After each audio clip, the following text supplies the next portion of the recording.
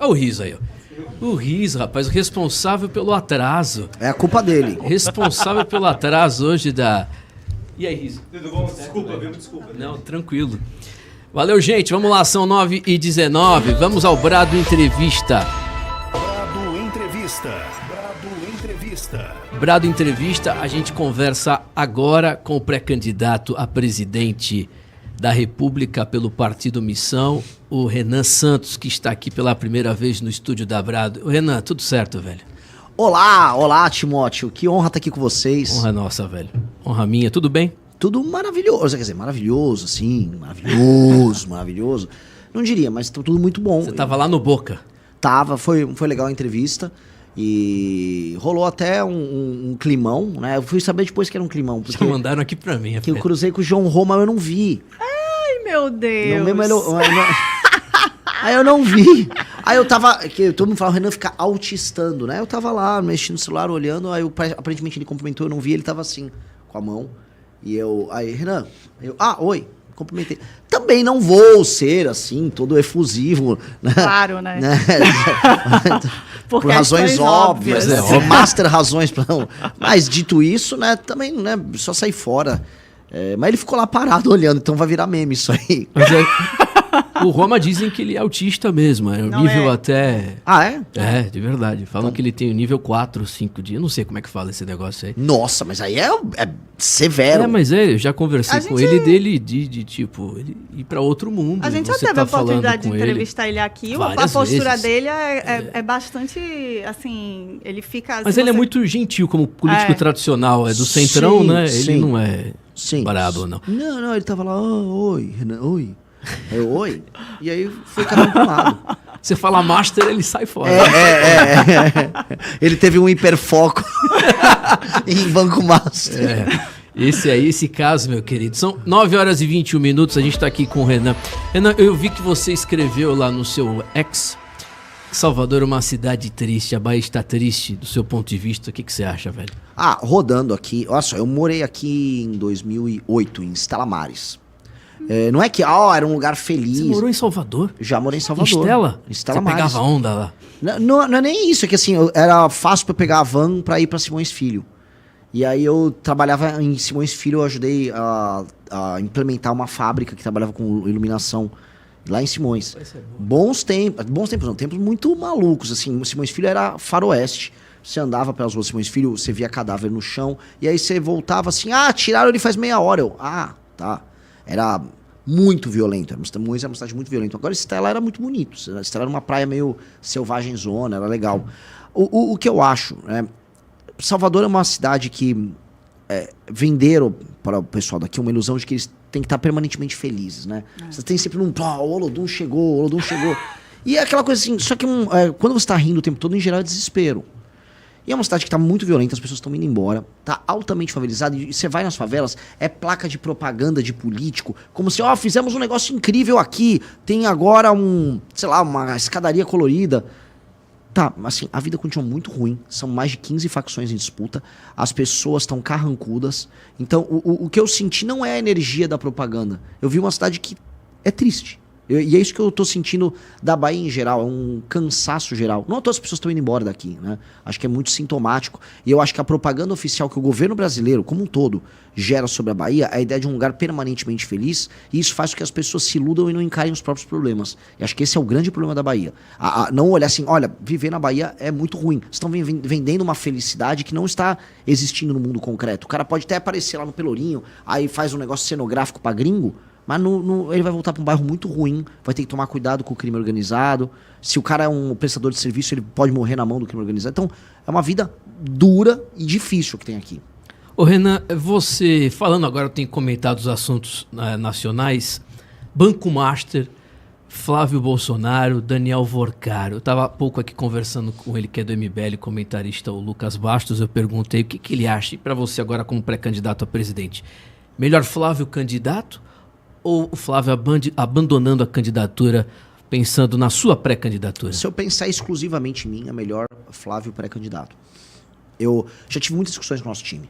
O Flávio Bolsonaro, ele é frágil em todos os cenários. Mesmo se ele não tivesse o escândalo do Master, ele já estava com aquela história de não querer debater comigo. eu já não via, rodando lugares em que há uma grande presença do bolsonarismo, não via a energia que o pai dele tinha. É real. Quando a gente, por exemplo, estava em Santa Catarina, oeste de Santa Catarina, pô, ali, fortaleza do bolsonarismo. Não vi nada. Ninguém tava, aqui é Flávio, já tava ruim. Já era ruim de defender. Já não havia, vamos dizer, o ânimos. Aquela história do bolsonarismo no sul e no centro-oeste, eu não vi. Ainda há uma memória do pai. Mas dele, eles mesmos, assim, fica muito difícil deles fazerem uma defesa. Hoje, Piorou. assim, de maneira não é inigualável o que aconteceu. Eu, conversando com pessoas que eram altamente bolsonaristas ali da região, radialistas que eu visitei, não, Renan, não, isso aqui não dá, não dá pra ir com ele, a gente vai ter que escolher um caminho. E aí, isso eu falei, bom, se eu for pensar de maneira estritamente estratégica aqui, o que não é necessariamente bom no curtíssimo prazo pro país, mas é bom no longo prazo, é melhor deixar ele sangrando. É melhor deixar ele sangrando. Porque ele vai perder. Só que tem uma coisa, todo mundo fala, vamos colocar a Michelle. A família quer a Michelle? Vocês são analistas, né, agudos do bolsonarismo. Okay. Carlos, Eduardo e Flávio, não vai Michelle? Não. Então quem eles vão colocar? O Rogério Marinho, como algumas pessoas ventilaram? Eu acho que eles vão ter que ir de Flávio até o fim, porque é o cálculo frio, que ele tenha 20%, pelo menos eles ficam com algum ativo eleitoral. Eu acho, não sei se vocês concordam, que no fim do dia, os Bolsonaro, quando se meteram ali com o Master, e quando lançaram o Flávio, eles estavam fazendo a seguinte conta, mas vamos botar uma grana no bolso e vamos tentar manter a nossa liderança aqui, porque já prenderam nosso pai, a vida tá uma desgraça, provavelmente vão tomar a direita da gente, tem o Tarcísio, a época que tava, né, que a gente for pegar as negociações, Tarcísio tá tentando levar a reboque à direita, o Nicolas tá surgindo, eles não contavam com a gente na equação. Então, vamos botar um no bolso, faz um filme aí, e lança o Flávio, vai no que der, porque meio que é um fim de festa. Eu acho que o que a gente tá assistindo é o ocaso do bolsonarismo. Ô Renan, a gente já sabia do caso de rachadinha, casos gravíssimos envolvendo corrupção. Mas você imaginava que seria dessa magnitude o negócio do Flávio Bolsonaro? Você se surpreendeu quando aquela conversa foi vazada? Eu vi que você fez uma live e você ficou surpreso. Muito. Surpresa de verdade? De verdade. Não, de verdade. O envolvimento dele dessa natureza com o Master e o que tá pintando das histórias de Trancoso é uma novidade meio que pra geral. O que eu soube até é que o PT também não sabia a fundo. Os advogados... O vazamento se deu através de advogados que tiveram acesso. Aparentemente, advogados do próprio Vorcaro, que devem ter sido convencidos a passar isso para jornalistas. Não foi a PF que vazou. E aí isso pegou todo mundo de surpresa. Porque pro Sidônio, o Flávio derreter agora é ruim. Não tava na conta fria deles. Só depois da convenção. É lógico, deixa passar a convenção e aí vinha tudo uma vez. E o que viria? Ligações dele com aquele Canelo, lá no Rio de Janeiro. Ligações com a Secretaria dos Esportes do Rio de Janeiro. Escândalo do INSS, envolvimento dele com o Willer Tomasi, com aquela sócia dele no escritório dele. Então, essas coisas são, vamos dizer, elementos que estavam precificados pelo PT para atacar na época da eleição, para machucar. Eu acho que machucaria muito o Flávio. Isso aqui é uma novidade. Tanto que é uma novidade que o Flávio nem contou para os membros da própria campanha, né? O que foi uma coisa, assim, advogados e marqueteiros ficaram malucos. E é sempre aquilo, vai vir uma coisa nova. Eu acho que o Flávio tem uma posição muito, muito ruim. Muito ruim. E a pior situação que poderia ficar pra ele é mostrar a inviabilidade do segundo turno. No momento que ele é inviável no segundo turno, ele não tem mais o argumento, que era o que restava do... Não, mas pelo menos ele ganha do Lula. Não, ele não ganha do Lula. Vocês vão ter que tomar uma decisão, vocês vão ter que escolher outras pessoas. São agora 9h28, a gente está aqui com o pré-candidato a presidente Renan Santos. Renan, você apareceu na Atlas com... agora 6.9. 6.9. Saiu um Datafolha com o resultado já esperado, que o Datafolha ele sempre derruba. Eu queria que você comentasse o resultado do Datafolha sexta-feira. Você está animado. Eu não é porque você está aqui na bancada, eu já falei várias vezes, que eu sinto a mesma sensação de 2018. É impressionante. Eu comecei a sentir também. Eu não sei como é que você na rua as pessoas falam, mas a gente vê uma parte da imprensa querendo abafar o teu nome. Uma parte da imprensa fingindo que você não existe. E a internet... O Bolsonaro era assim em 2018. Ele ia dar entrevista, quebrava recorde de audiência. Não sei como é que tá hoje aí no YouTube, mas deve estar arrebentando também de audiência.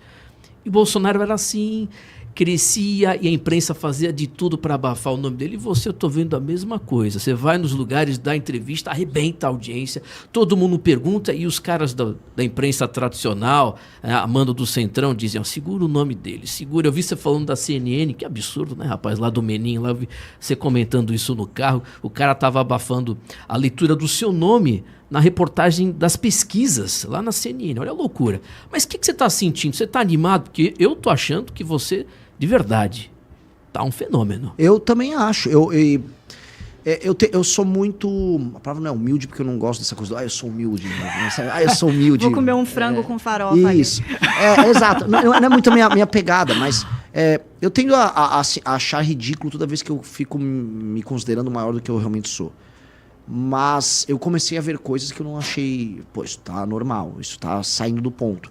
Tem um processo que tá rolando de apoio e de construção de, vamos dizer, de uma divulgação do meu nome que já não depende da pré-campanha, que tá indo pelas pessoas. Eu tô recebendo números, né, de pesquisas e trackings que são contratados localmente. Por exemplo, eu recebi pesquisas municipais do Maranhão. E assim, 9, 11, 9, Caramba, 8, 11. Maranhão? No Maranhão. Poxa. Você acha que é por causa da visita que você Com fez certeza, com certeza. É porque a primeira vez que alguém vai no Maranhão fazer o que eu fiz. A política local no Maranhão falou, cara, aquilo foi uma revolução. Porque ninguém foi no Maranhão e começou a falar dos problemas do Maranhão. As pessoas vão lá comprar voto no Maranhão. Ou fazer um evento em São Luís. Eu rodei o interior, em Santa Isabel. Eu fui numa rádio, o radialista falou, olha, você foi o primeiro presidente desde o Fernando Collor, candidato, que veio aqui, o outro foi o Jânio. Imagina. Então, assim, é um fato raro. Então, rodar as cidades do interior, falar dos problemas, mexeu com a galera do Maranhão. Porque eles mexem com a autoestima. Pô, esse cara tá tratando do meu problema, eu existo. Tem um elemento de, pô, eu existo, fala de mim. Não precisa falar bem, fala de mim. E eu acho que tá fazendo sentido. Eu vou fazer Amapá, eu vou fazer Pará na mesma linha. Eu vou nos interiores que ninguém dá bola. Vou fazer isso na Bahia também. Essa viagem que é a primeira, eu vou fazer 2 da Bahia. E aí eu vou pegar o interiorzão da Bahia pra pegar aquele meião, que é onde o PT faz os votos Bahia dele. é muito grande, né? Ô, Luiz Melodia, você teve ontem um evento aqui em Salvador, do Rio Vermelho. Ó, Salvador, bota aí na tela, Luiz. Ontem, para quem está no YouTube nos acompanhando, estamos ao vivo, youtube.com/Brado Rádio. Velho, isso em Salvador, uma cidade histórica, tem a história, né? Conhecida por ser uma cidade esquerdista. Domingo no final da tarde, isso foi num bar, lá aqui no Rio Vermelho. Tela cheia aí, Luiz Melodia, são 9h31. Isso foi ontem. Um dia de chuva, Timão. Renan, comenta esse evento aí. Isso já faz parte, acho que, de uma campanha de fenômeno, velho. Em Salvador, que outro pré-candidato conseguiu isso? Eu tenho certeza que a galera foi lá, pagou. Que ninguém recebeu dinheiro, não teve militância. O que foi, Lucas? Ah, tá bom. E aí, Renan, o que você acha? Todos os eventos nossos estão gerando isso e eles estão aumentando. A gente tá meio que uma competição de um lugar bater o lugar anterior. Foi gigante Salvador ontem. 3 dias antes em Brasília foi enorme também. E eu nem tô tendo muito esforço de divulgação. As pessoas estão se organizando e estão fazendo o evento acontecer. Tá mais diferente. Antigamente o nosso público era muito homens jovens. Agora tinha mulher já estava virando quase 40% do público presente, muitas classes sociais diferentes, e começou a aparecer as pessoas mais velhas. Isso não era comum, pessoas acima de 60 anos aparecerem, aí começaram a vir. Então o fenômeno está começando a se alterar. Então é muito bom, assim, para entender a política, não só daqui de Salvador, mas a política toda do Nordeste, né? Um evento em geral você faz pagando as pessoas, vai ficar segurando umas bandeiras, você dá uma tradicional comidinha. É isso aí mesmo. É isso, é o tal do pelego. A gente tá indo numa outra linha completamente diferente e nesse sentido se parece muito com a campanha do Bolsonaro de 18. Acho que a tua análise tá muito boa. O lance a gente tem que acelerar esse processo até a eleição. Só que eu acho que dá tempo. Eu acho que a gente tinha um planejamento de chegar até 10% até a véspera da eleição ali em agosto. Eu acho que nós vamos alcançar. Ah, eu não tenho dúvida. Sim. E aí, com 10%, 2 dígitos, estamos totalmente no jogo, porque um cara, que é o Flávio, está em trajetória de queda, e a queda é forte. Tá? O que eu estou recebendo também de trackings e conversando com pessoas de institutos, a rejeição que o Flávio está angariando é uma rejeição sem volta. Porque tem aquela rejeição que, não, mas vai ser um negócio do Lula e... Cara, não tem muita coisa do Lula para sair. Na verdade, o Lula vai ficar inaugurando obra e vai ficar fazer uma política social dele. Ele vai tentar diminuir na margem aquela rejeição que é muito alta dele.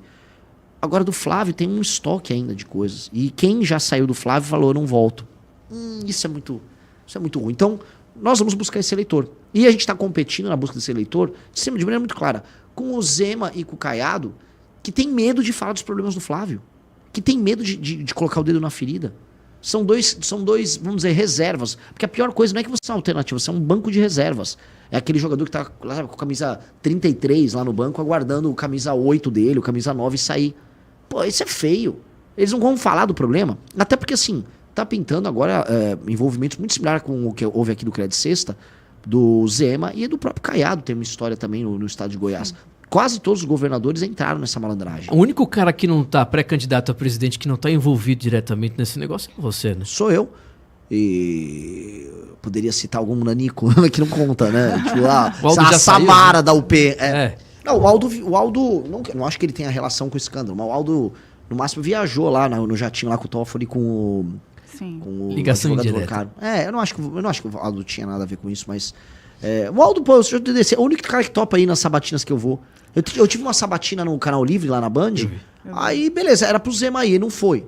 Aí tinha uma agora, que era no Esfera, eu, Caiado, Zema e Aldo. O Caiado e o Zema não foram, foi eu e o Aldo. Eles não foram, é medo? Eu não sei, cara, o Zema nunca vai. E o Caiado disse que deu um problema num avião, uma coisa assim, num helicóptero. E você vai participar dos debates da televisão? Já te chamaram? Vou. A gente já teve reunião com todas as emissoras. Houve a conversa do Flávio, da campanha do Flávio, para tentar me tirar, mas as emissoras foram muito, muito rígidas ali. O que eu ouvi de uma emissora foi: não, se precisar, fica a cadeirinha do Flávio com o nome dele vazia. Então. Porque, assim, as emissoras...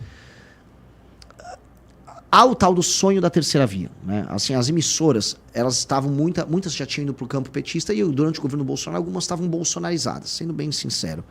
Agora, há da parte do jornalismo a ideia de, alguém podia não ser nem um Flávio, nem um Lula, né? A gente precisava do tal da terceira via. Acho que a terceira via no Brasil é assim, você falou terceira via, você imagina que é uma pessoa muito chata que aparece.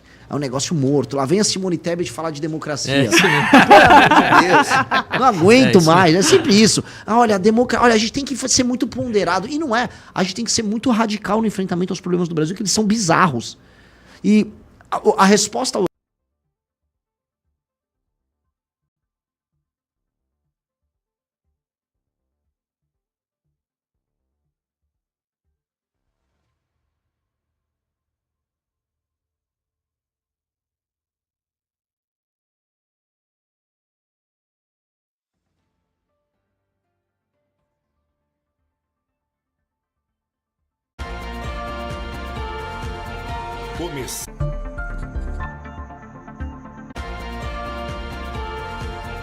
Começando o seu dia com as principais notícias, comentários, entrevistas e a sua participação.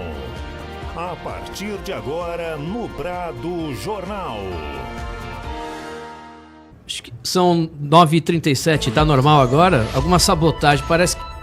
Tá normal, né? Sabotagem em algum funcionário bolsonarista que tá lá na transmissão aqui. Lá, o cara foi lá e você tava falando, ele cortou. Agora nem lembro o que a gente tava falando. Renan, eu queria te perguntar o seguinte: você já tá, não sei se você já recebeu informação do senador Ângelo Coronel falando de você. Eu vi o vídeo. O Centrão já tem comentado, eu tenho acesso a deputados do Centrão em Brasília, assessores de gabinetes aqui na Bahia também. Quem é político tradicional já sabe que você tá um fenômeno. Sim. Você já tem ciência disso? Não, isso sim. Isso, certeza absoluta. Eu não falo do bolsonarista débil mental, todo respeito aos bolsonaristas, mas o sujeito, o político profissional, sim, que ganha dinheiro fazendo, ele já sabe número, ele sabe rede social, sabe audiência, sabe, tem tracking. Você já tem noção disso, então? Tenho tracking, assim... Tracking dos mais diferentes estados do Brasil. Não posso boca de sandália, que eu sou o famoso boca de sandália, mas trackings me dando 8 no estado aqui, 6 no estado ali, 9 no estado acolá. Os trackings regionais, eles estão mais generosos do que as pesquisas oficiais. Até você havia falado da Datafolha. Eu conheço o pessoal da Folha de São Paulo, eu tenho respeito pelo pessoal da Folha, mas eu não consigo olhar uma pesquisa que põe a Samara. Também. Assim, não dá. Não dá. Sim, não tô falando nem que é má fé, vou tentar ser justo. O cara chega um resultado desse na pesquisa, né? O Instituto tem que falar: olha, temos que rever o método. Não funcionou, porque isso aqui claramente não tá fazendo sentido. Claro. Então, eu acho engraçado que os trackings que são encomendados pelas campanhas, ou seja, ali é resultado real. Isso aqui é um diagnóstico real da situação. Eles me dão sempre muito maior do que as pesquisas que são publicadas, tirando o caso da Atlas, que é uma pesquisa internacional. O fato da Atlas ela ser internacional, ela obriga que ela não tenha, vamos dizer, compromissos locais que façam ela perder a credibilidade dela. Outros institutos não.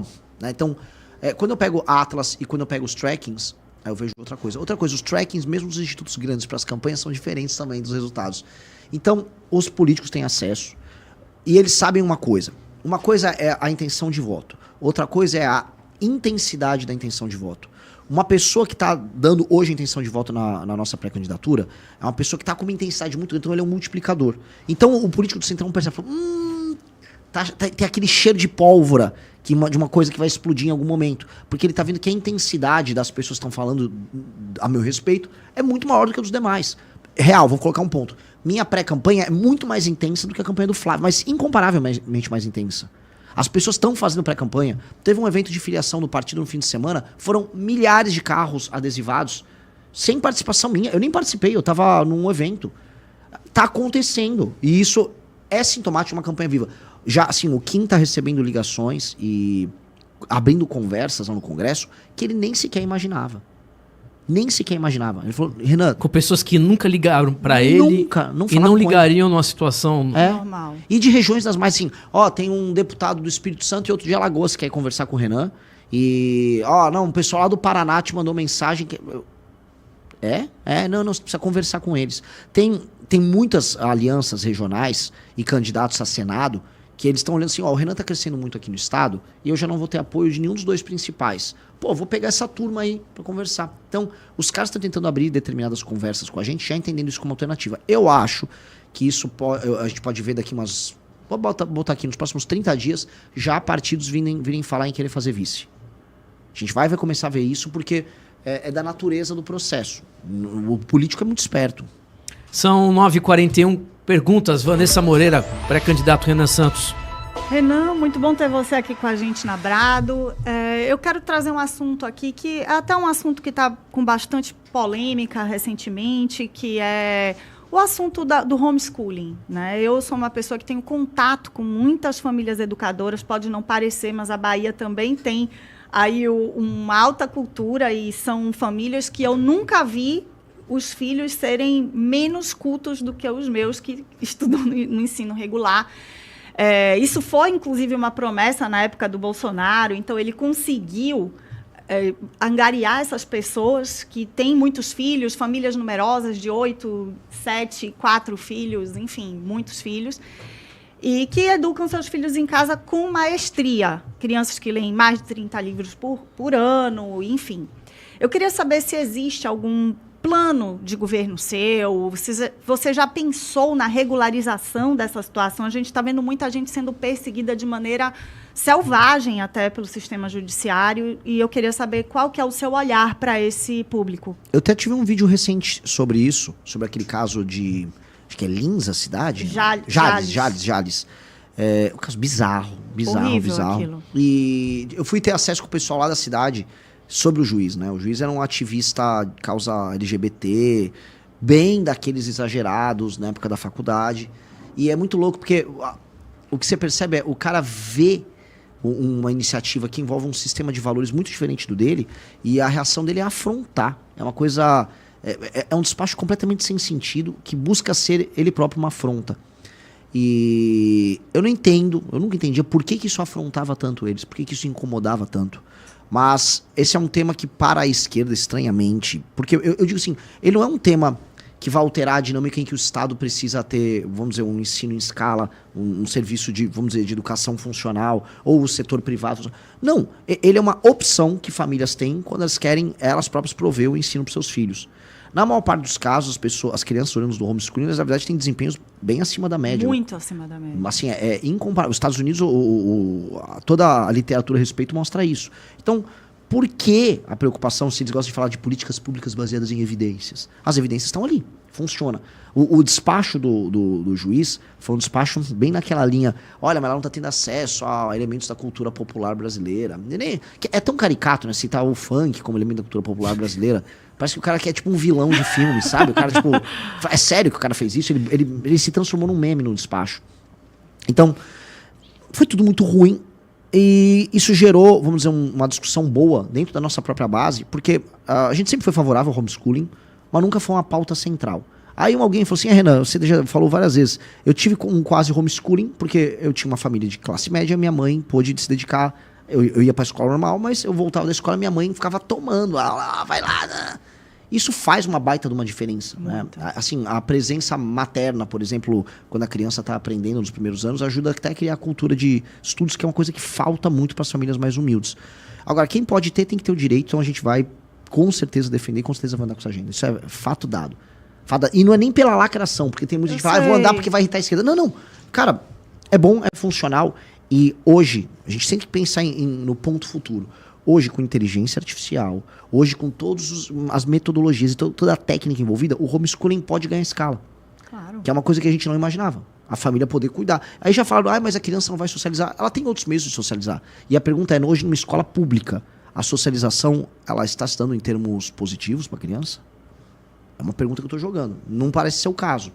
Mas, definitivamente, você consegue ter socialização e você consegue ter um ensino. A gente não tem problema com isso. Isso tem um quê, inclusive, Renan, de perseguição religiosa, porque a maioria das famílias homeschooling, elas optam por essa educação mais centrada. Não são só famílias ricas, muita gente acha que quem faz homeschooling é rico, não, são famílias muitas vezes humildes que fazem essa opção, e de maneira muito boa, inclusive para impedir a socialização com Sim. funk, com uma série de Sim. depravações que ocorrem, né, por aí. Ainda na seara do sistema escolar, eu queria te perguntar o seguinte, a gente tem, por evidência, por isso que o homeschooling vem crescendo, essa questão toda do que acontece nas escolas. Aqui na Bahia é terrível o sistema escolar como um todo. A gente tem muita militância, muita sexualização precoce de crianças dentro das escolas. Infraestrutura é o que a maioria dos políticos trazem como resultado. Construir escola em tal lugar, vamos botar tablet, isso não resolve. Zero. Vocês têm algum programa de reformar, digamos assim, né, os professores, alguma coisa feita nessa seara da educação, como até um programa para os professores mesmos de tirar essa militância, porque eles falam muito em doutrinação religiosa praticada pelas famílias, que é uma opção. É óbvio que a gente tem que ter o direito, né, de doutrinar o nosso filho, mas eles doutrinam para a perversão, às vezes, muitas vezes, sem sentir. Eu não estou aqui culpando o professor, ele passa por uma formação de 4, 5 anos ali na faculdade, aprendendo que o certo é aquilo. E existe algum programa nesse aspecto para os professores, para um olhar, né, de reformar esses professores? A situação do professor, quando eu coloco o cenário atual, né, a gente pegou uma série de entrevistas. O professor Paulo Cruz até comenta muito isso com a gente. Houve uma série de entrevistas, se não me engano, na Secretaria de Educação de São Paulo, de Goiás, fizeram. Você tem o professor hoje que está altamente estressado porque foi tirado qualquer elemento de punição. Um bom professor, começando por ele, que está tentando basicamente ministrar a aula dele, ele não tem instrumentos para, por exemplo, punir um aluno que não está se comportando, ele não consegue disciplinar esse aluno e ele não consegue tocar o programa. Hoje, agora, isso eu venho falando muito, eu já arrumei uma briga, que agora tem o partido do autista querendo me processar. É real, assim, é muito bizarro. E aí, hoje, você tem agora a mistura do aluno típico atípico, com o professor sem ter um treinamento. Então, aí o professor está estressado, sem autoridade, ninguém tem compromisso com meta de desempenho. Então, você tem, vamos dizer, o aluno finge que está estudando e o professor finge que está dando aula. Acho que, para além da doutrinação, você tem hoje um abandono total e completo. Você tem as crianças hoje com métodos alternativos ao método fônico que chegam aos 12, 13 anos não alfabetizadas. E acho que esse é um fato que a gente tem que entender. Chegou aos 12, 13 anos não alfabetizado, você vai ter que ter um programa de alfabetização depois para as pessoas, porque elas não conseguiram criar, vamos dizer, uma cultura de ler e escrever que a torne fluente na própria língua. E esse é o nível que a gente está. Eu tô colocando esse problemão, porque quando a gente vai falar, por exemplo, da ideologização por e simples, a gente já tá falando dos 14, 15, 16 anos. E aí a gente tá falando de um aluno que tá absolutamente despreparado, ou assim, desprotegido para sequer debater opiniões que sejam trazidas pelos professores. E aí a gente tá falando ali de um professor que, aí sim, o professor do ensino médio, que aí ele vai trazer as discussões contemporâneas com tô fazendo bem, né, quase um eufemismo, discussões contemporâneas, né? Mas assim, ele vai trazer aqueles debates que com o novo ensino médio aumentou a capacidade dele de fazer o que ele chama de doutrinação. Porque hoje você tem um elemento subjetivo que você inventa as matérias. Sim. Vocês estão acompanhando isso? Com certeza. É assim, o cara inventa. Ah, vou dar agora... Gente, vamos combinar uma aula de felicidade? Sério, tem aula de mundo contemporâneo. E aí eles falam de qualquer coisa no mundo contemporâneo. E ali boa parte daquele trabalho político se dá nesses termos. Eu acho que o novo ensino médio fracassou, e fracassou muito. E foi um projeto que foi apoiado em grande medida até por nós, mas eu pelo menos falei, isso aqui é uma iniciativa boa. Foi um fracasso. E não é só no ensino público, tá? Aqui em no privado Salvador também. tem um colégio que custa mais de 5 mil reais por mês e tem uma aula que é uma aula de ensino contemporâneo de redes sociais. O que ensina ali? Qual é a trend do momento? Qual é o melhor influenciador? Ou seja, o aluno não tem um ensino bom de educação financeira, mas tem esta porcaria para ser aprendida, que ele já tem acesso, e para ser ainda aprendida e debatida em sala de aula. Realmente é catastrófico. Para ir para a parte bem clara aqui. Até os 12 anos, a alfabetização e a aprendizagem de matemática tem que seguir os métodos mais simples e clássicos. Estamos falando método fônico e foco em poucas matérias e provas de desempenho que metrifiquem o desempenho do estudante e do professor. Se o professor não estiver entregando um aluno alfabetizado até os 12 anos, aquela escola terá problemas. O diretor da escola terá problemas. Dali em diante, o ensino colegial tem que ser técnico. E eu estou falando de ensino técnico mesmo para o aluno já sair empregado da escola, sem aquelas ilusões. Não, o cara vai ter uma formação humana para ele. Cara, na escola pública, vamos formar agora o cara sabendo ler, escrever e apto a ter um emprego.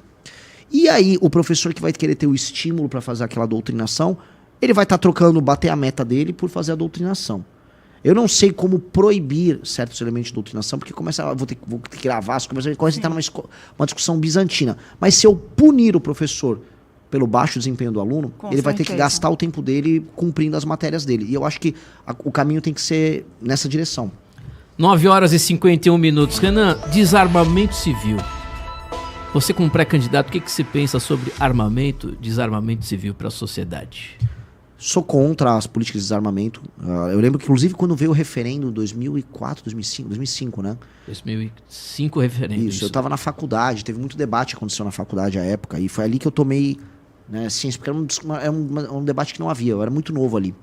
E houve um debate do Beni Barbosa com o presidente do Sou da Paz, ali à época. E toda a minha faculdade apoiava o Sou da Paz. Não, o Sou da Paz é lindo, é maravilhoso. Era, porque surgiu na minha faculdade o Sou da Paz. Surgiu o Denis Misny, que ele fez a campanha em 97, então ali era, vamos dizer, um momento máximo, ele queria todos os alunos. Aí eu fui ver o debate, mas esse Benê tem... Né, esse pessoal tem razão. Né? Eu comecei a ver, isso aqui não tá... Tem algo de errado no discurso ali da turma do Sou da Paz. E foi um coronel também, o coronel Lira. Foi muito bem no debate com o Denis Misny. E aí eu virei uma chavinha, né, na época. Comecei a pesquisar a época por conta, nem dizer que era um cara de direita à época. Eu comecei a estudar por conta. O que eu entendo, não é uma política pública de segurança, é uma política baseada, é uma ideia, é uma garantia de direitos civis. Isso é um direito civil que a população tem que ter para se proteger. Não podemos, e eu tenho que ser muito cuidadoso nisso, porque grande parte da energia da direita brasileira até 2018, na eleição do Bolsonaro, quando o enfoque era na questão de segurança, achavam que era o armamento civil a resposta. E não é isso. As pessoas criaram uma dimensão na discussão em que, entendi, basta agora eu armar a população, que a população vai matar o bagulho. Não tem nada a ver uma coisa com a outra.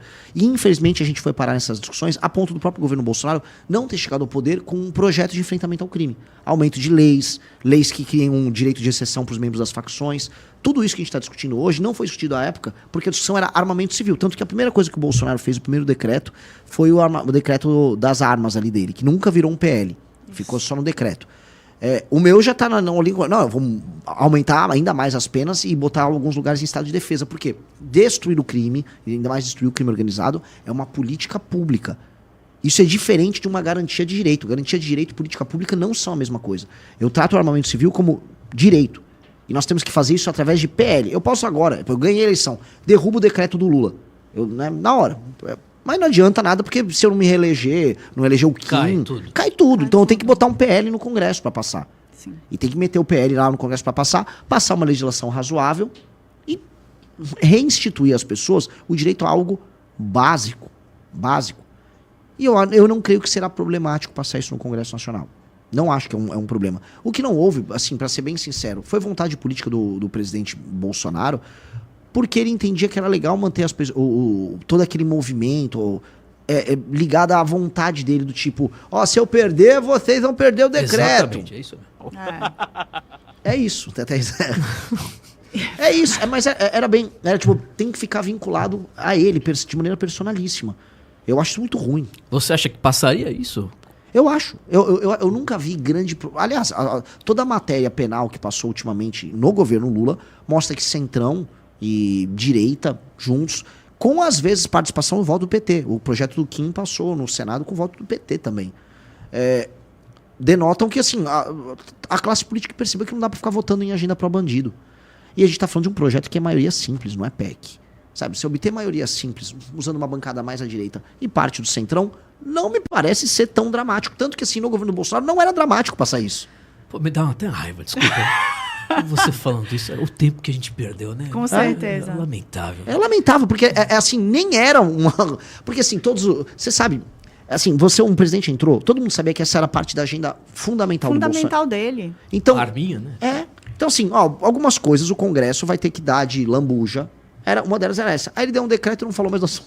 Não, e fora que assim, ele acabou com o mercado, porque os clubes de tiro e tudo não são para treinar você para matar pessoas na rua. Eles são um esporte, é um esporte muito agradável, inclusive. Né? Então, acabou. Se você conversar hoje com o pessoal de clube de tiro, eles estão destruídos, o mercado está destruído no Brasil. Fora a insegurança. Isso. Porque assim, vai com um governo, aí sai com outro, aí volta com outro. Uma insegurança terrível. Renan, eu preciso falar da Bahia. Situação aqui da Bahia. Algum outro... só tem dois praticamente. Tem Jerônimo e a Semineto. Neto já te procurou para buscar apoio? Algum nome da oposição aqui? A gente teve uma saída do partido dele, União Brasil, meio traumática. Porque eles não queriam liberar ninguém. E essa é a real. O Neto, para ser sincero... Quando o Kim foi pré-candidato a prefeito de São Paulo, ele tinha um apoio garantido com o Neto. Eu mesmo tive reunião com o Neto. O Neto foi, aí eles se acordaram ali no partido e ele também foi um dos que nunca mais atendeu o Kim à época. E eu achei aquilo não só primário da parte dele, porque estava arrumando briga com um grupo político à toa, sem precisar. Ele só podia falar, puta, tô tentando, o Rueda não vai deixar, não vai rolar. Sabe? Ele... Depois a gente foi entender, assim, as relações foram construídas em São Paulo, inclusive por ele. Ele só fingiu que não existia. Depois, quando a gente foi conversar para fazer a saída dos vereadores eleitos do União Brasil, é um dos que também queria nem saber, nem quis abrir conversa. Então é uma pessoa difícil. Já me falaram, o Neto é meio mimado e ele é difícil de trabalhar. Me parece ser um sujeito mimado e difícil de trabalhar. Não acho que a estratégia dele eleitoral seja boa e não acho que ele esteja num status muito bom para essas eleições. Todo mundo tá comentando o Ribbentrop-Molotov do Banco Master, né? Ele e o Jacques Wagner combinando que ninguém vai falar do escândalo. Eu acho isso lamentável, acho isso muito complicado. E eu acho que aqui na Bahia há espaço para algo novo. Não, o evento ontem, da última vez que eu vim, vou dar um exemplo, a gente fez um evento aqui em 2024, 2025. Havia uma energia no sentido de, vamos convergir para tirar o PT da Bahia com a ACM, não sei o quê. Eu não senti isso ontem. O pessoal xingou a ACM no evento. Acho que há um momento na Bahia, acho que de cansaço institucional tão grande, que isso atingiu eles ali também.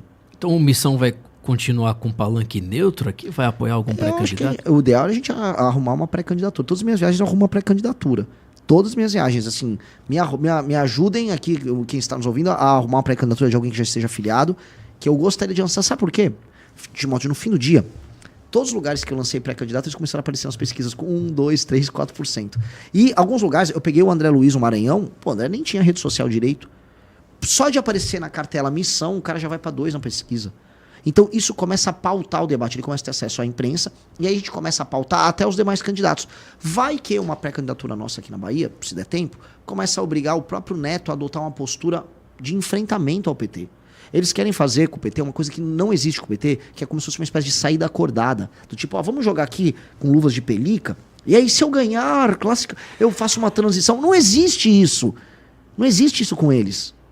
Você vai ter que ir pra cima do PT e isso tem consequências. Você vai apanhar de volta. Mas parece que eles querem brigar sem briga. Não existe. Não existe. A vida é uma coisa muito cruel, cara.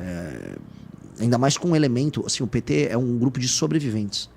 Né? São homens que vieram de baixo, que começaram a ganhar grana, chegaram em posições de poder, eles não vão largar. Você vai ter que tirar deles. Não existe como tirar no acordo. Você vai ter que tirar da mão deles. É feio dizer isso, mas não tem outra maneira. E para senador? Vocês vão lançar nomes ou vão apoiar? Isso eu vou ter reunião hoje à noite com a molecada, pra gente definir detalhes de chapa e tal.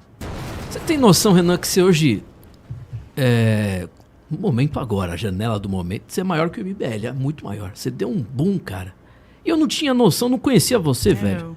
Que eu achava... Eu vi o Renan. Aliás, já falei mal de você pra caramba aqui no microfone da Brava. Que eu era uma figura divisiva e exótica. Mas é impressionante. Eu vi uma entrevista sua. Cara, você tem uma cabeça boa, velho. De liderança. Você sabe que você tá maior que o MBL. Hoje, como é que você vai ter que voltar? Como é que você vê isso? Eu falo muito, assim, que eu não sou um CPF, eu sou um CNPJ. Eu abdiquei da minha individualidade, eu abdiquei de vida pessoal, de tudo, pelo grupo, pela causa. E não, sabe, tem todos aqueles tipo, o homem massa, o homem que a política se torna o centro da vida dele. Eu não vejo dessa maneira, eu me vejo como uma pessoa que eu sou um sacerdote da causa que eu trabalho, isso demanda um sacrifício muito grande.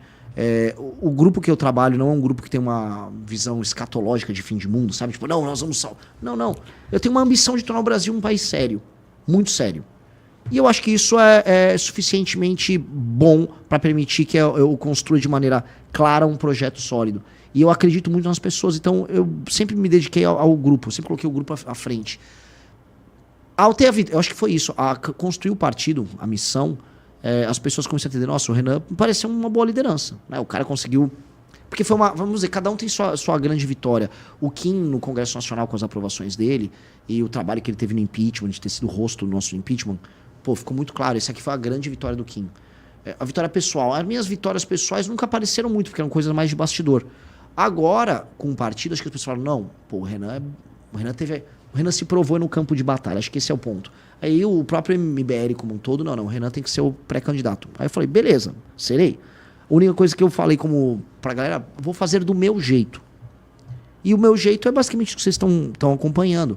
Eu sou brutalmente sincero, não tem nenhuma meia palavra. Eu prefiro fazer isso porque eu não sei, não só porque eu acho ruim mentir, mas eu não sei mentir, eu sou muito ruim. Então eu prefiro ser brutalmente sincero e criar um tipo de vínculo com as pessoas baseada nisso, até no meu lado meio esquisito. E eu acho que vem funcionando. E é por isso que ficou muito grande, porque tá sendo uma construção muito original. É muito esquisito o que a gente tá fazendo. Não sei se vocês estão sentindo isso. Sim. É diferente. Pô, tô de fora, tô acompanhando. Porque é novo. Assim, as coisas que a gente tá falando, os lugares que a gente vai e fala, por exemplo, a participação na Marcha dos Prefeitos, pra mim, eu não vou citar o nome dele, mas assim, um dos diretores da Confederação dos Municípios, ele falou, olha, isso aqui foi histórico, a gente não entendeu nada, mas a gente gostou. Foi isso. O cara não entendeu nada. Que assim, você pega o discurso do Zema, ele ficou explicando como ele rodava Minas Gerais e encontrava os prefeitos, ele aprendia muito com os prefeitos. O Caiado, ele viu qual é a pauta que eles querem. Eles querem que nenhum tipo de gasto, nenhuma política pública que não tenha um gasto vinculado, pago pelo governo federal, deve ser imposta aos municípios, que é uma causa deles. E eu falar lá, olha, vou dar poder para vocês, as políticas nossas serão determinadas por indicadores de desempenho, e um prefeito que bem vai crescer, mas o prefeito que for mal vai ficar inelegível. Aí eles... Pô, eles aplaudiram. Eu falei, legal. Acho que eles não entenderam mesmo.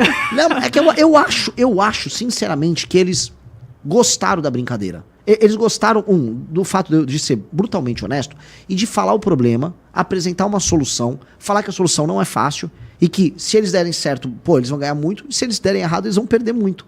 Eu acho que vir com sincericídio é bom. E eu acho assim, uma impressão minha, Vanessa, minha vibe. Eu acho que o kit hipocrisia, eu chamo de kit hipocrisia aquele discurso, oi, estamos aqui pra cuidar de gente, voz de povo. E mesmo o discurso dos outros políticos. Vamos comer uma farofa Isso. com frango, Ele pastel. funciona se as coisas estão indo bem. Se as coisas estão indo bem, todo mundo veste o kit de hipocrisia e fica fingindo, que aí... Mas não é o momento pra isso. Não é o momento, porque quando a casa quebra, não dá pra eu ficar, eu gosto de gente, cara, eu não tô conseguindo comer. Não, eu gosto de gente, cara, não tem a farofa. Eu chegar pro prefeito, o prefeito tá quebrado, ele tá vendo que vai dar ruim, e olha, eu tô aqui porque nós vamos construir juntos. Eu falei, cara, eu não quero construir nada, eu tô quebrado. Então ele quer ouvir alguma coisa concreta. E eu acho que agora é um momento de ruptura de modelo, que coisas concretas têm que ser trazidas. E esse acho que é o ponto diferencial total da nossa pré-candidatura. O Brasil está num momento de ruptura. Eu acho, e isso aí é a análise que a gente já fazia nas nossas lives, o Pacto de 88 está rompido. Acabou. Deu errado o Pacto de 88. Em todos os sentidos. Social, econômico, político, estrutural, federativo. Deu errado. Se deu errado, a gente tem que propor uma solução que seja muito dura para isso. E aí essa solução tá ressoando com todo mundo. E por que é exótica? Pô, por que eu tô falando tudo que eu tô falando de prefeito e a gente tá crescendo entre os prefeitos? Não tem sentido. Por que a gente tá falando tudo que tá falando e aí caras do Centrão, mesmo sendo do Centrão, atacando o Centrão, falando, não, precisa conversar com ele. Por que tô falando aí eu cresço no Nordeste, no eleitor do Lula, e cresço no Sul com o eleitor do Flávio? É porque talvez a gente esteja falando do problema. Acho que a gente tá, assim, falando do problema e apontando soluções pro problema de maneira muito enfática. Não sei se estou falando muito aqui na resposta. Não, tá ótimo. Tá. Porque eu fui no Esfera, o evento lá da... Pô, era a elite brasileira que tava lá. Minha participação foi muito direta. Muito direto o que eu ia fazer em termos de... A gente só tinha 15 minutos. Tava a Daniela Lima de um lado, o Aldo do outro e eu não entro. E aí, assim, quando eu vi um contador, igual tem um contador aqui é o horário, né? Mas ali era um contador, era um timer. Aí eu virei pra Daniela Lima e falei, eu tenho 15 minutos aqui com o Aldo e você? Ela só falou, pô, mas não é nada de tempo. Isso é um painel? Falei, eu vou ter que voar. Então eu falei, tá. Judiciário, eu olhei pro Barroso, tá ali, tá. E eu falei, vamos fazer o que precisa ser feito. Eu falei, qual a reação que vai dar? Não sei, não vou tentar agradar. Mas estavam ali alguns dos maiores banqueiros e empresários do Brasil. Eu saí de lá, todos eles. Esse cara é bom? Não, esse cara tá falando que precisa ser feito. Então, desse cara no topo, ao topo da pirâmide social brasileira, até eu ir pra uma cidade no interior do Maranhão e falar a mesma coisa, e a galera, faz sentido? Você entende? Tem algo conforto, aí, né? Tem algo estruturante que junta o dono do banco ao morador de uma cidade disfuncional no Maranhão. Se a gente está conseguindo ressoar nessas duas coisas, é porque a análise estava certa. São agora 10 horas e 6 minutos e só uma adição. Impressionante a quantidade de pessoas de terceira idade que estão gostando de você. Ah, é? Me conte. Mas muita gente que eu conheço, burburinho, as tradicionais tias do Zap, estão gostando. É só ouvir você falando e tal. Você é uma figura carismática. Ô, Vanessa Moreira, faço a pergunta e vou passar para o ouvinte e a gente vai encerrar daqui a pouco. Vamos lá. Tá certo. Eu quero perguntar um negócio para você, Renan, sobre criptomoedas, Bitcoin. É algo que muita gente não entende ainda e os usuários de criptomoeda, quem compra Bitcoin, acaba se colocando num lugar muito clandestino, digamos assim, né? O Bukele já adota o Bitcoin como moeda de pagamento lá, e eu acho que é o terror de todo o governo, porque não tem muito controle, certo? Não dá para você empregar imposto, renda ali, e é realmente meio complicado para um governante levantar essa bandeira. O Bukele levantou, né? A gente consegue hoje pagar contas com criptomoedas, enfim. Tudo é possível fazer com criptomoedas, mas existe essa vontade dos governos de perseguir. Inclusive, a gente vê aí a iniciativa, a tentativa do governo Lula de fazer um controle disso. Qual que é a sua postura, se você já pensou nisso? Você conhece, né, primeiro, porque eu sei que é algo muito fechado, mas qual que é a sua posição em relação à defesa aí do Bitcoin, que é a criptomoeda mais famosa, mas do mercado de criptomoedas em geral? Eu adoro esse assunto. Eu quero ser o pré-candidato da comunidade da criptomoeda no Brasil. Eu já sou o único pré-candidato que está falando que o Brasil terá reserva de Bitcoin. Oh, que sensacional. Nós teremos reserva de Bitcoin. Atenção aí, Bitcoiners. Ô, Matheus, ô, Luiz Melodia e Eduardo, faz o corte disso aí agora, por favor. Então, Desculpa. teremos, porque ter a reserva implica dizer o seguinte, eu estou criando uma reserva de valor para além do dólar, para além da política inflacionária americana, acreditando que isso será entendido pela comunidade internacional como uma reserva de valor no longo prazo. Isso é muito importante. O Salvador fez, o próprio Trump está falando agora, e nós temos que ter. Primeiro ponto, isso. Só que isso é pouco perto do que precisa ser feito. Eu entendo o Bitcoin da seguinte maneira. O Estado, se eu falar, não, eu vou ter uma política Bitcoin friendly ou crypto friendly, e aí eu vou... Você vai o quê? Você vai querer taxar? Eu acho que a gente consegue uma coisa muito melhor do que taxar. Porque as pessoas entendem os cripto como uma reserva de valor que não é capturável pelo Estado. E essa é a beleza dele. Porque tem zilhões de chineses com isso. Porque eles estão gerando a reserva de valor deles e eles não querem ficar na mão do Estado totalitário ali. Então o chinês, ele tem... Por isso tem tantas corretoras que são chinesas. A Binance, eu acho que é chinesa. Porque o chinês já está entendendo esse problema há muito tempo. Na Nigéria isso começou a ser usado. É um instrumento de defesa que as pessoas têm. Então... Eu não posso negar essa funcionalidade enquanto sistema de defesa, imaginando que não, eu vou atrair o cara para cá para eu taxar. Não. Eu tenho que entender que, em geral, a pessoa que trabalha com cripto é uma pessoa, hoje, que ela está inserida num universo de tecnologia, portanto, ela é uma coisa chamada capital humano de qualidade. Então, a gente tem uma política Bitcoin friendly, atrai capital humano de qualidade para montar a empresa aqui. Então, isso tem que ser parte de um plano maior que nós temos de atrair capital humano para criar, vamos dizer, espaços para uma indústria tech aqui no Brasil. Então, tenta imaginar a seguinte coisa, quando eu falei ali do Rio de Janeiro, eu não queria separar o Rio de Janeiro, eu tava falando assim, eu vou dar uma autonomia igual tinha com o estado da Guanabara pro Rio de Janeiro. Ali você faz um espaço crypto-friendly para que pessoas, e aí resolvendo a questão de segurança, claro, para que pessoas se mudem pro Rio de Janeiro, e muito gringo quer viver aqui no Brasil. E aí ele monte a empresa dele, hoje você vai ter o mundo novo que tá vindo aí, você consegue, você mais 5 assistentes do cloud, você monta uma empresa com IA, e você fornece serviços para o mundo inteiro com seus clientes. E você pode viver em algum lugar bem, sem necessitar tanto da infraestrutura daquele local, mas vivendo bem num lugar que você gosta, que você possa ter uma vida que você seja feliz, de fato. O Brasil tem condições de entregar isso. Um lugar que dá para viver bem, que tem um clima gostoso, comida legal, que você possa ter uma vida interessante e ao mesmo tempo ganhar grana.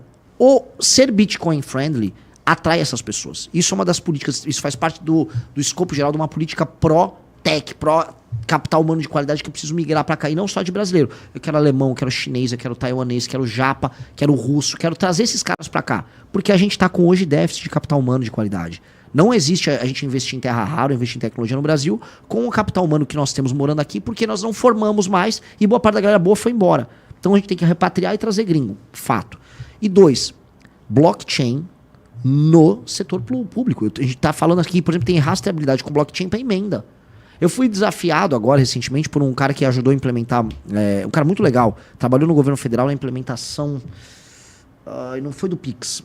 Ele falou assim, Renan, dá pra fazer sim um modelo blockchain, tem um outro sistema que tem a rastreabilidade. Eu falei, tudo bem, vou te botar algum cara de blockchain, não entendo nada no assunto, essa parte de matemática, sentem aí, mas vamos ter uma política disso. Blockchain eu sei que resolve esse problema da rastreabilidade.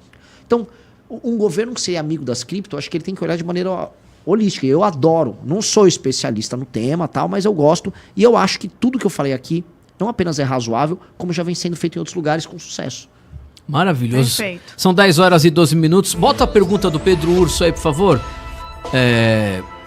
Luiz Melodia, bota aí na tela, por favor. O nosso comentário. Bom dia, Renan. Bom dia, meus colegas da Brado. Eu sou Pedro Urso, mestrando em Direito Político e Econômico e comentarista da rádio. Renan, a minha pergunta é muito simples. No seu programa de governo, você propõe uma série de medidas que são muito importantes para o desenvolvimento do Brasil, como, por exemplo, a criação de uma zona industrial no Nordeste, uma reforma de infraestrutura que pretende cortar o Brasil inteiro por ferrovias e rodovias, mas principalmente uma reforma urbanística pesada que propõe, entre outras coisas, a desfavelização do Brasil.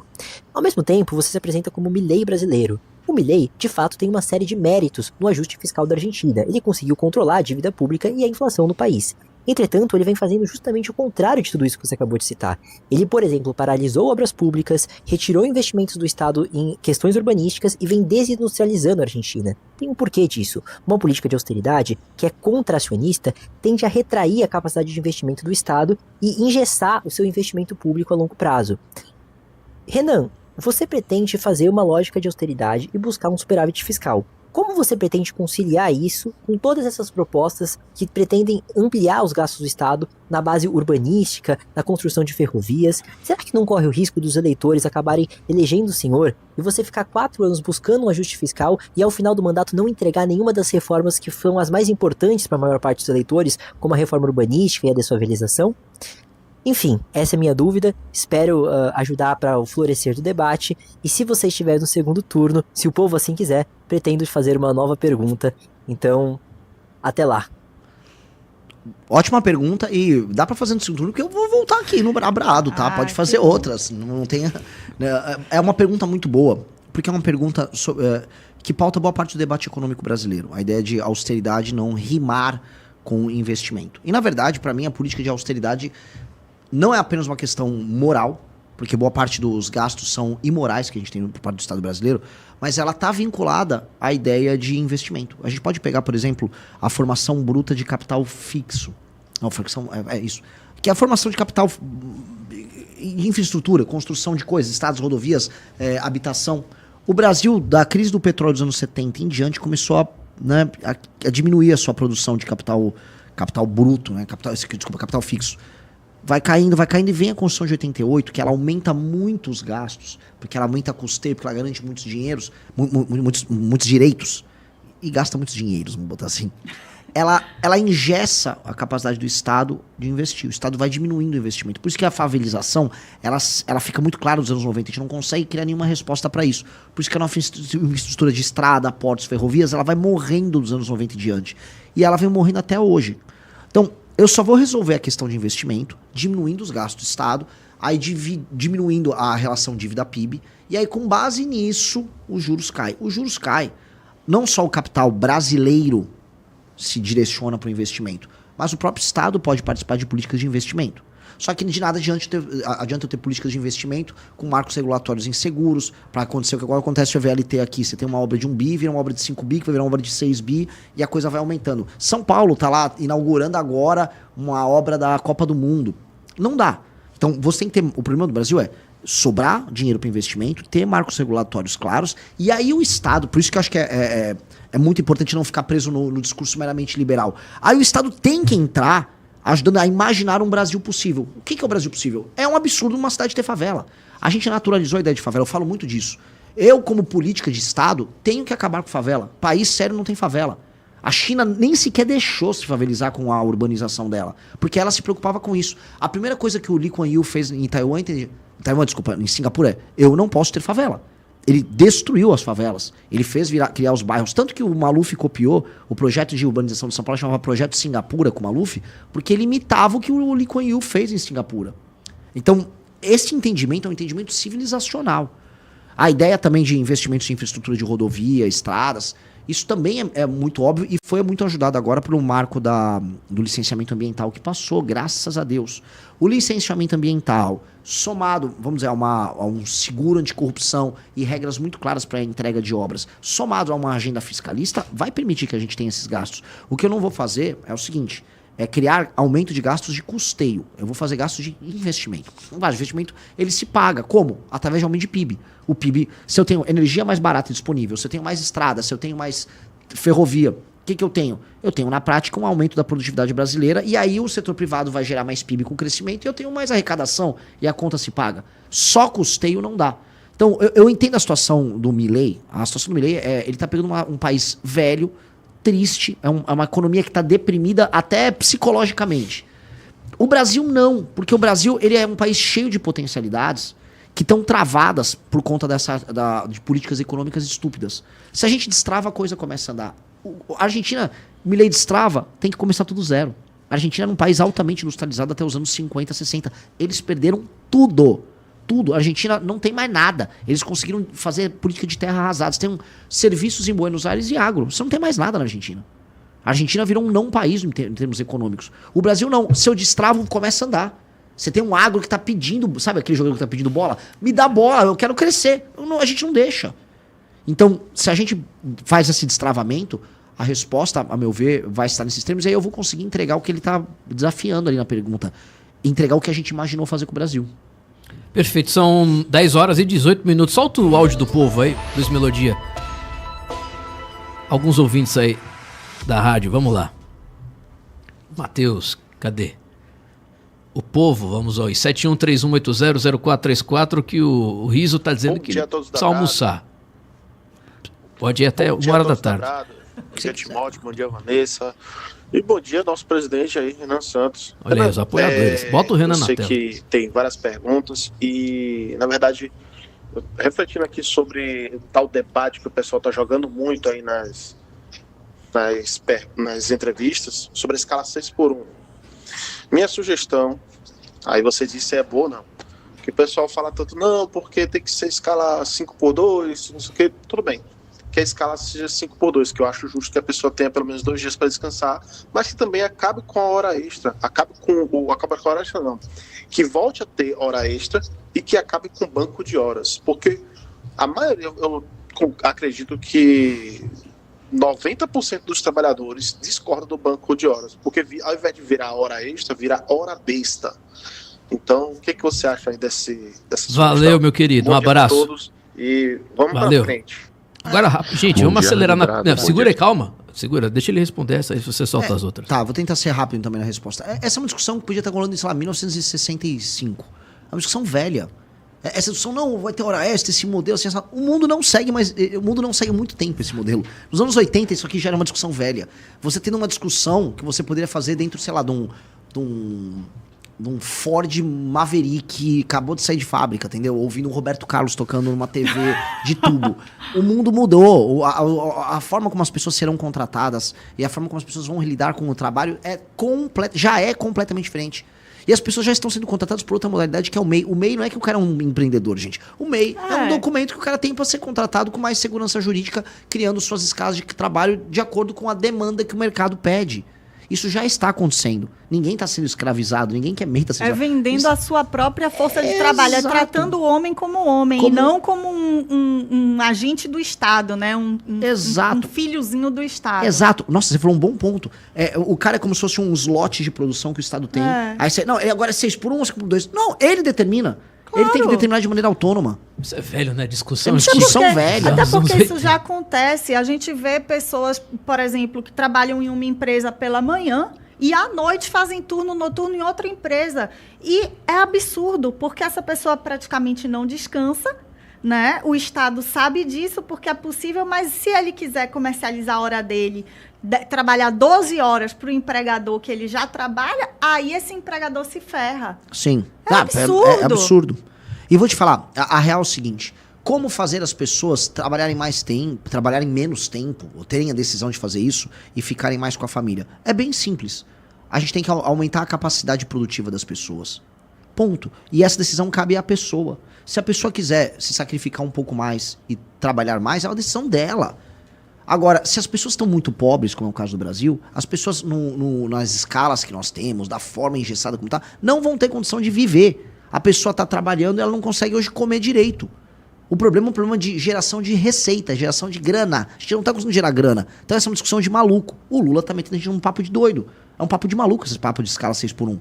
A gente está ficando pobre, os empregos estão indo embora, as pessoas não estão pagando conta. Eu vou trabalhar menos. Vai ficar todo mundo mais pobre. O Lula, né, só não está avisando esse detalhe. Vamos lá, mensagem. Solta aí, Matheus. Bom dia, Rádio Brado. Bom dia, Timóteo. Tudo bem? Bom dia. Meu nome aqui é Rafael Andrade, aqui de Salvador. Fala. E eu tenho uma pergunta para o pré-candidato Renan Santos. Manda brasa. Renan, qual que é a sua opinião sobre como a Lei Rouanet funciona hoje? Você acha que ela precisa de mudanças? E quais são as suas propostas para a cultura do Brasil? Principalmente para fortalecer produções independentes de filmes, música e jogos. Porque muita gente vê o cenário brasileiro como muito criativo, mas acaba tendo muita pouca visibilidade mundial. Qual a sua opinião sobre? Eu não sou contra a lei de incentivo e eu acho que o Estado tem um papel de fomentar e induzir uma cultura nacional. Uma cultura nacional. O Estado também tem um papel de fomentar a manutenção de, vamos dizer, tradições locais. Então eu vou falar aqui como um paulista. A viola caipira praticamente desapareceu de São Paulo. A viola caipira é base daquilo que a gente chama de música sertaneja. Existem grupos de viola caipira que são base da música popular, pop, que toca em rádio hoje. Isso vale a pena o Estado fomentar. Pô, essa é a nossa identidade, vamos fomentar.